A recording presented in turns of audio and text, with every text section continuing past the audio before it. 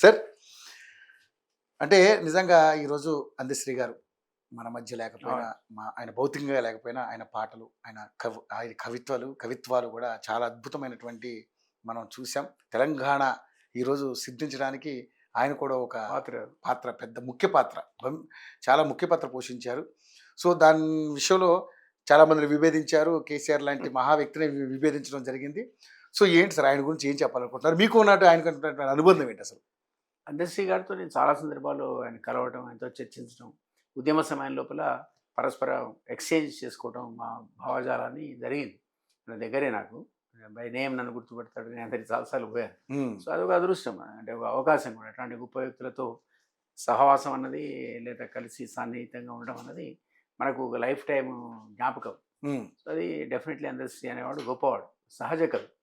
అయితే ఆయన ఏంటంటే ఆయన బ్యాక్గ్రౌండ్లో ఫార్మల్ ఎడ్యుకేషన్ లేదు. మహాకవి కాళిదాసు కూడా అంటారు ఆయన అసలు చదువుకోలేదు. ఆయన సరస్వతి కటాక్షిస్తే ఆయన నాలుగు మీద బీజాక్షరాలు రాస్తున్నట్టుగా ఈయన కూడా బీజాక్షరాలు రాసి ఉండాలి మరి. ఎందుకంటే లేబరర్గా పనిచేస్తూ, తాపీ మేస్త్రిగా పనిచేస్తూ, స్కూల్ ఎడ్యుకేషన్ పోకుండా రీసెంట్గా కాకతీయ యూనివర్సిటీ వాళ్ళు డాక్టరేట్ ఇచ్చారు. అంటే అసలు స్కూల్ కూడా పోవాల్సిన అవసరం లేదు. అంటే అద్భుతమైన కవి, సహజ కవి అన్నాను కదా.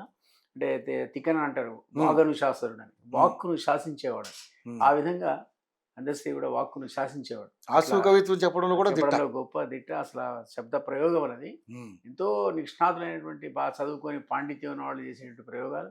ఆయన మామూలుగా ఏం చదువు లేకుండా మరి ఎట్లా ఆయనకు అబ్బిందో తెలియదు. సరస్వతి కటాక్షం అనుకోవాలి. అది అద్భుతమైనది. అందులో ముఖ్యంగా తెలంగాణ కాంటెస్ట్లో పోరాటంలో ఆయన కంట్రిబ్యూషన్ కూడా ఉంది. మీరు అన్నట్టు కీలక భూమిక.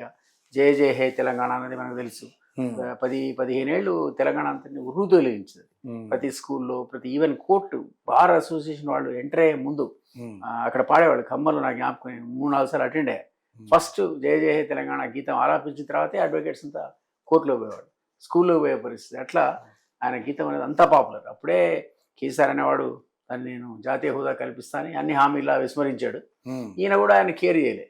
ఎప్పుడు పోయి కాంప్రమైజ్ తత్వం కాదు అనేది, ఎప్పుడైనా క్వశ్చన్ చేసే తత్వం, ప్రశ్నించే తత్వం ఉన్నటువంటి గొప్ప కవి. సో అది చాలా రేరుగా వస్తుంది. ఆకస్మికంగా మరణించారు. 64 అనేది పెద్ద ఏజ్ కాదు, పెద్ద లోటు. అది సాహితీ లోకానికి లోటే, తెలంగాణ సమాజానికి లోటే. ఆయన అద్భుతమైన గేయాలు మీరు ఇంతకుముందు కోట్ చేసినట్టు మామూలు ఇంకా ఎన్నో వేల కొద్ది రాశాడు. అవన్నీ కూడా నిజంగా కూడా తెలంగాణ చరిత్రలో, వాంగ్మయ చరిత్రలో ఉండిపోతాయి. అందులో ఆయన చిరస్మరణీయుడే. ఆయనకి ఖచ్చితంగా మనం నివాళి అర్పించాల్సిందే. ముఖ్యమంత్రి స్వయంగా పాడమోయడం అనేది ఆయన, నేను ఒప్పుకుంటా, అది ఒక చాలా గొప్ప విషయం. నిజంగా రేవంత్ రెడ్డి గారు రాజకీయంగా ఎన్ని రకాలుగా విభేదించిన నేను విభేదిస్తా కానీ ఇలాంటి విషయాలు నేను కూడా హార్ట్ఫుల్ గా చాలా హ్యాపీ ఫీల్. అది గొప్ప నివాళి. చీఫ్ మినిస్టర్ అనేవాడు పాడమేయడం గొప్ప నివాళి. అయిపోయేదాకా ఉండి ఈ మధ్య కాలంలో ప్రభుత్వం తరఫున ఆయన యాక్చువల్లీ ఇవన్నీ అవార్డ్స్ తీసుకోడు. కానీ ఈయన రేవంత్ అంటే ఉన్న గౌరవంతో 1 crore రూపీస్ ఇచ్చి ఆయన లిస్ట్ చేశారు అచీవర్స్ కింద. అది ఆయన యాక్సెప్ట్ చేశాడు. నేను కూడా సర్ప్రైజ్ అయినా, జనరల్గా యాక్సెప్ట్ చేయడు. బట్ రేవంత్ అంటే ఆయనకు కొంచెం ఎక్కువ, కేసీఆర్తో పోలిస్తే ఈయన మీద గౌరవం ఎక్కువ ఉన్నట్టు. సో ఆ కారణం చేత ఆయన ఆఫర్ ఇస్తే ఆయన యాక్సెప్ట్ కూడా చేశాడు. ఈ డిజర్వ్స్ ఇట్. కోటి అసలు ఆయన కృషిని కానీ ఆయన సాహిత్యానికి చేసినటువంటి ఎనలేని సేవను కానీ మన డబ్బుతో కొలవలేదు. నేను ఆయన చనిపోయిన ఇంటి ఏది తార్నాక దగ్గర లాలాపేట ఏదో ఉంది కదా సార్, అక్కడే కదా సార్ చిన్న ఇల్లు సార్. అది కూడా పాతపడ్డ ఇల్లు లాగా, అది కూడా కంప్లీట్ కాలేదు అసలు. ఫోటోలు వచ్చాయి, కట్టుకున్న ఇల్లేమో అసలు కంప్లీట్ కాలేదు. అది పాపం అది రేవంత్ రెడ్డి గారు ఇచ్చినటువంటి దాంతో ఇన్కంప్లీట్. కానీ ఇప్పుడు ఆయన ఉన్న ఇల్లు అబ్బా మరి 80-20 గజాలు సార్. అది చాలా దారుణమైన ఇల్లు. అది చాలా సింపుల్ మనిషి అండ్ ఆ వాక్ కూడా అద్భుతం. ఆయన ఇంటర్వ్యూ చాలా విన్నా నేను. ఈరోజు సరిపోయిన రాత్రి నేను 1 గంట సేపు ఆయన పర్సనల్ ఇంటర్వ్యూ ఇచ్చింది చూసారు. ఆర్కేతో ఇంకెవరితో ఇచ్చారు.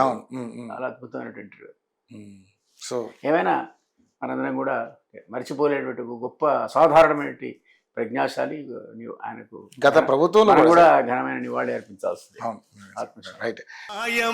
పోతున్నడమ్మా మనిషన్నవాడు. జయ జయ హే తెలంగాణ జననీ జయ కేతనం.